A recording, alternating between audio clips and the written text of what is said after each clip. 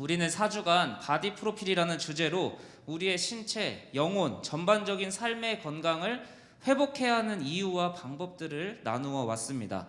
첫 번째 주간에는 하나님이 우리에게 몸을 주신 것을 인정해야 된다. 그렇기 때문에 그 몸을 움직여서 잘 가꾸고 잘 지켜야 한다라는 사실을 배웠습니다. 동시에 우리에게 몸을 주셨기 때문에 또 우리는 무엇을 인정해야 되느냐? 하나님의 시간을 인정해야 된다라고 말씀을 드렸죠. 그래서 하나님의 때를 인정하기 위해 우리는 하나님이 성경 말씀에 영원 전부터 일해 와셨던 일들을 배우고 기억하고 내 삶에 적용해야 된다라고 말씀을 드렸습니다. 그리고 지난주는 우리의 또 다른 정체성이 뭐였냐? 달리는 존재라는 거였습니다. 그래서 절제하며 남에게 이야기하는 것으로 완성되는 게 아니라 스스로 쳐서 복종해야 한다라는 사실을, 남들에게 말하는 것으로 내가 완성된 삶을 사는 게 아닌 것을 인정해야 한다라고 했습니다. 그래서 오늘은 이제 대망의 수련의 출발일이고, 이제 우리는 오늘 이 예배가 수련의 개회 예배입니다. 건강해지자라는 그 슬로건으로 우리가 가고 있는데, 건강해지려면요, 건강하다는 게 무엇인지에 대한 기준이 있어야 되는 거죠.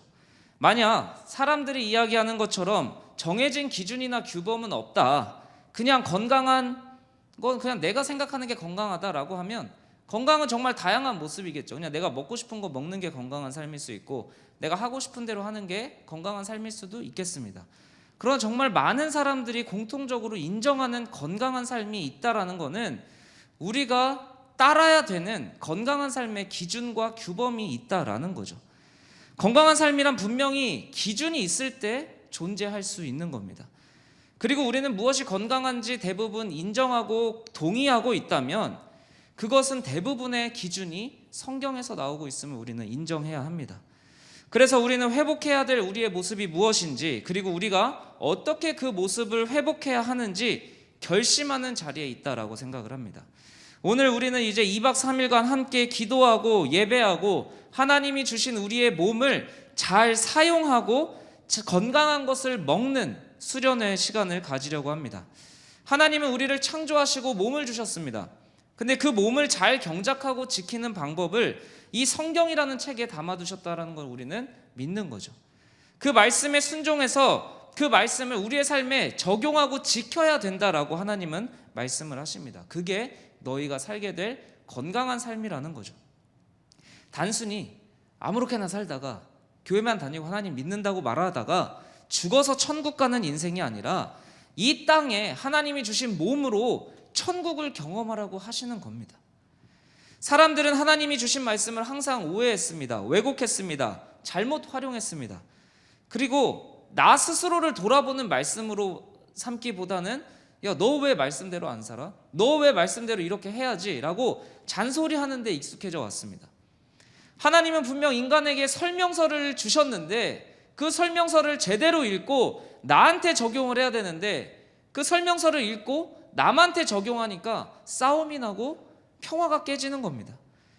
결국에 하나님은 설명서를 제대로 못 읽고 제대로 적용을 못하는 이 세상에 직접 하나님이 우리에게 주신 몸을 입고 오셨습니다. 그게 바로 우리가 믿는 예수님이라는 존재입니다. 오늘 우리가 읽은 본문은요, 성경에 잘 나오지 않는 예수님의 유년 시절을 정리한 문장입니다. 예수님이 어려서 어떤 삶을 사셨는지 자세하게 이야기하지 않지만 예수님의 유년 시절 전체를 이 한 문장으로 요약해서 적어 놓은 거예요. 뭐냐? 예수는 지혜와 키가 자랐다. 동시에 하나님과 사람에게 더욱 사랑스러워 가셨다. 이 한 문장으로 예수님의 유년 시절 전체를 요약을 한 거예요. 예수님은 하나님의 아들이십니다. 그러나 하나님의 아들이시기에 창조하신 섭리와 자연 질서를 왜곡하거나 무시하시지 않았다라는 사실을 우리는 깨닫게 됩니다. 성경은요, 예수님의 유년 시절을 뭐라고 이야기한다고요? 지혜가 자랐다, 키가 자랐다라고 이야기를 합니다. 예수님은 하늘에서 완성된 몸을 입고 이 땅에 오신 게 아니라는 거예요. 예수님은 우리랑 똑같이 아기로 태어나셔서 지혜가 자라야 했고요, 키가 자라야 했습니다. 예수님은 아무것도 안 하고 아무 노력도 안 하고 사신 것이 아니라는 사실이에요. 예수님은 우리와 똑같이 하나님한테 몸을 받으셨고요, 그 부여받은 몸을 책임감 있게 가꾸시는 인생을 살아내셨다라고 성경은 이야기하고 있습니다. 오늘 문장 이 앞에는요, 이런 내용이 나옵니다. 예수님이 어린 시절 예루살렘에 가세요. 근데 예루살렘에서 엄마 아빠가 예수님을 찾게 된 거예요. 어디 갔나 봤더니 성전에서 어떤 사람들하고 하나님의 말씀을 가르치고 토론하는 그 자리에 앉아서 이야기를 하고 있는 거예요. 12살인데. 선생들 사이에서 그들의 이야기를 듣기도 하고 묻기도 하고 있었다라고 누가복음은 이야기하고 있습니다. 예수님과 함께 이야기한 사람들이요, 그 12살의 예수님의 아이 예수가 지혜와 대답을 하는 것이 참 놀랍게 여겼다라고 이야기하고 있습니다. 여러분들, 우리가 잘 생각해야 되는 거는요, 예수님은 완성체로 이 땅에 오신 게 아닙니다. 모든 것을 통달한 채로 이 땅에 살고 계셨다라는 게 아니에요. 하나님의 아들로서 우리에게 가장 아름다운 삶을 직접 살아내고 보여주러 이 땅에 오셨다라는 겁니다. 예수님은 태어나자마자 아니면 갑자기 어느 날 하늘에서 땅 떨어져 가지고 지혜를 가르치고 말씀을 선포하신 게 아니었어요. 예수님은 처음부터 모든 사람을 다 가르치고 최고의 지혜를 선포하셨던 게 아니라 겸손히 묻기도 하셨고요, 듣기도 하시는 그 시간을 지나오셨다라는 겁니다. 적극적으로 하나님의 말씀뿐 아니라 하나님의 지혜를 키우는 시간을 보내고 계셨다라는 거예요. 여러분, 유대인에게는 묻고 듣고 답하는 이 모든 게 공부입니다. 예수님은 적극적으로 지혜를 공부하셨어요.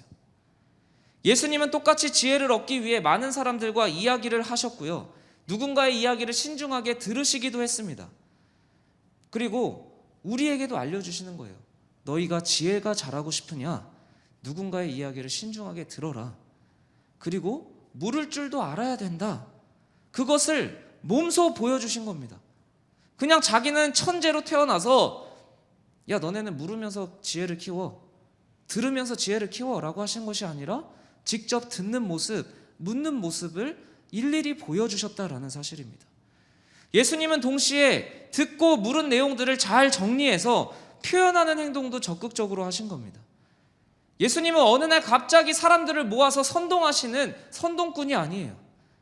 하나님의 말씀을 어려서부터 지혜가 자라가는 시간, 지혜가 자라가도록 노력하며 묻고 듣고 답하는 시간을 보내셨다라는 사실을 성경은 명확하게 가르쳐주고 있는 겁니다.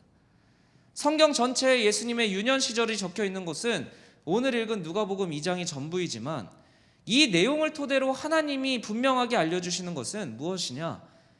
예수님도 몸을 받으셔서 그 주어진 몸을 상황에 최대한 활용하셨다라는 사실입니다.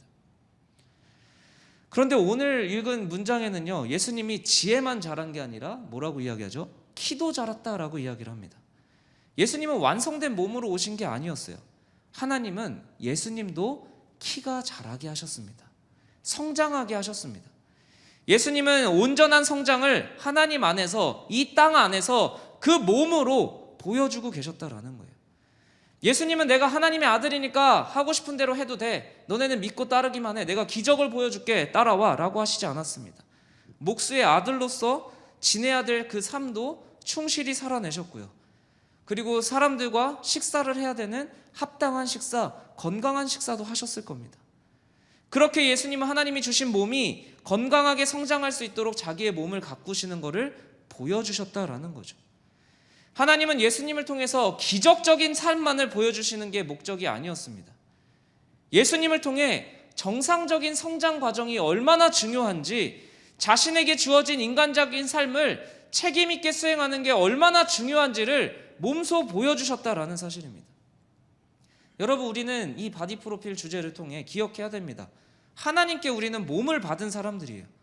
그 몸이 잘 성장하고 건강할 수 있도록 신경 써야 하는 책임도 우리는 부여받은 존재라는 걸 인정해야 됩니다. 마지막으로 예수님은 지혜와 키가 자랄 뿐 아니라 하나님과 사람에게 더 사랑스러워 가셨다라고 성경은 증언합니다. 여기서 사랑스러워 갔다라는 것은요, 완료 동사가 아니라 미완료 동사예요. 점점 사랑스러워졌다는 거예요. 한 번에 하나님의 사랑, 사람의 사랑이 완성된 게 아니라 예수님마저도 하나님이 예수님을 사랑하는 그 사랑이 점점 커져갔다라고 이야기를 하고 있어요. 일순간에 하나님하고 사람에게 받는 사랑이 완성된 삶이 예수님의 삶이 아니었다라는 거예요. 예수님 역시도 하나님과의 관계가, 하나님의 사랑이 지속적으로 성장하고 있었다라는 겁니다. 예수님도 단 한 번에 하나님의 사랑이 완성된 게 아니고 하나님과의 관계가 완성된 것이 아니라 하나님의 사랑, 사람의 사랑도 예수님의 키와 지혜가 자라가듯이 자라간 것입니다. 여러분, 이 시간 우리의 삶을 한번 돌아봅시다. 우리는 기적만을 바라는 삶을 살고 있지 않습니까? 성령 충만을 일순간에 내 인생을 한 번에 변화시키는 놀라운 기적의 순간으로만 생각하고 있지는 않습니까? 여러분, 우리는 인정해야 됩니다. 하나님은 우리에게 몸을 주셨고 그 주신 몸은 자라가는 것입니다. 제 친한 형 중에 하나님을 안 믿는 집안에서 태어나서 꿈이 맥주집 사장이었어요. 그래서 매일 고등학교 때 잠실 짱이었는데, 잠실 전체 구역 짱이었는데 매일 고등학교 때 술을 마셨대요. 근데 어느 순간 깨기만 하면 동네 교회라는 거예요. 왜 이런 일이 일어날까 하다가 어느 순간 이제 하나님을 믿어야겠다라는 생각이 어떻게 들었냐, 술이 너무 취해서 인사불성이 된 상황 가운데 교회 안에서 두려움이 왔다라는 겁니다. 그래서 하나님께 기도하는데 하나님이 엄청 눈물을 흘리게 하시고 회개하게 하시고 자신의 삶을 통곡하게 하시더라는 겁니다. 그리고 술을 보기만 해도, 냄새만 맡기만 해도 토를 했대요. 그리고 자기는 간증을 했다고 합니다. 야, 하나님이 나 술 끊게 하셨어. 내가 그렇게 좋아하는 술이었는데 하나님이 못 마시게 하셨어. 우리는 보통 이런 걸 기대하지 않습니까? 기적을. 그런데 놀랍게도 3년 뒤에 문득 지금도 내가 술을 마시면 토를 할까? 이런 생각이 들더라는 겁니다. 그래서 술을 마셨더니 어떻게 됐을까요? 마셔지더라는 겁니다. 그 형하고 이야기를 하면서 깨달은 겁니다. 하나님은 때로는 즉각적인 변화도 주시지만 그 이후에는 또 우리에게 그 책임을 이어나가게 하시는구나. 여러분, 성령 충만이 된다는 것은 한 번에 완성된다는 게 아니라 우리가 끊어내야 될 것이 무엇인지 가르쳐 주시는 순간, 첫 걸음이 시작되는 그 순간을 성령 충만이라고 이야기하는 겁니다. 내가 지금까지 살아온 삶이 잘못된 것을 깨닫는 그 순간이 성령 충만인 것입니다. 그 다음은 하나님이 우리에게 주신 그 인생을 잘 살아내는 책임을 또한 주시는 겁니다. 이게 잘못됐구나, 내가 끊어내야 되는 거구나, 하나님 안에서 끊어낼 힘을 구하며 내가 무엇이 잘못됐는지, 하나님 앞에서 무엇이 옳고 그른지를 깨달아 가는 것이 성령 충만인 것입니다. 하나님의 아들로 이 땅에 오신 예수님도 완성된 몸으로 이 땅에 오신 것이 아니었습니다. 가장 나약한 아기의 모습으로 오셨고요, 그렇게 여유 있는 집에서 태어나신 것도 아니었습니다. 그럼에도 불구하고 예수님은 자신이 하나님의 아들로서 주어진 삶을 책임감 있게 성실하게 살아내신 거죠. 하나님의 아들로서, 하나님의 딸로서, 하나님의 자녀로서 공부해야 할 것이 있다면 최선을 다해, 그리고 겸손히 묻고 답하는 시간을 예수님처럼 가져야 하는 것입니다. 예수님은 하나님의 아들임에도 지혜가 일순간에 완성되지 않았고 지혜가 자라가는 시간을 겸손하게 기다리셨습니다. 하나님의 아들임에도 키와 몸이 한 번에 건강해지는 삶을 사신 것이 아니라 키가 자라는 시간을 견디어내셨습니다. 예수님의 몸이 건강해지는 시간을 기다리신 거예요. 예수님도 하나님이 주신 육체의 연약함을 감당하셨고 그 몸이 자라가는 시간을 겸허히 기다리셨다라는 겁니다. 더 나아가 하나님과 사람의 사랑마저도 완성된 것이 아니었습니다. 하나님의 사랑은 완성되었다고 생각했는데 성경은 알려주는 겁니다. 하나님과 사람에게 더욱 사랑스러워져 갔더라. 하나님과의 사랑의 관계가 더욱 깊어지는 시간을 보내셨다라는 겁니다. 이 시간 하이청년부 청년들에게 예수님의 삶이 본이 되길 주님의 이름으로 축복합니다. 여러분의 몸이 견뎌야 할 시간을 인정하길 축복합니다. 하나님과의 관계가 더욱 깊어지는 인생이 되길 축복합니다. 여러분이 오늘 또 떠나는 수련회는 가볍게 떠나는 것이 아닙니다. 폭우가 예보된 시점이기도 하고 코로나가 걱정되는 시점이기도 합니다. 그럼에도 이 자리에 모인 수많은 청년들이 하나님을 만나고자 경험하고자 하는 열망으로 결단하고 신청한 것을 저도 다 압니다. 그러나 여러분의 그 결단이 일순간에 완성되는 것이 아닙니다. 그러나 여러분의 그 결단이 이미 위대한 발걸음이 시작되었다라고 생각을 합니다.